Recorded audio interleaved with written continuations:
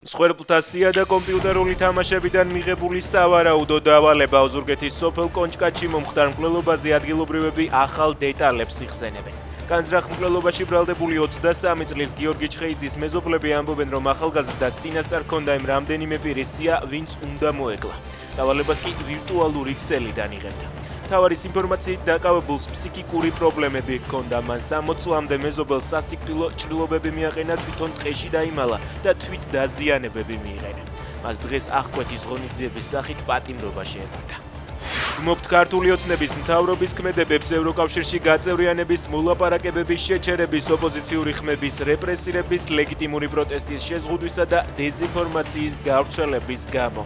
ნათქვამია დიდი ბრიტანეთის პარლამენტის ქვედა პალატის საგარეო საქმეთა კომიტეტის ანგარიშში.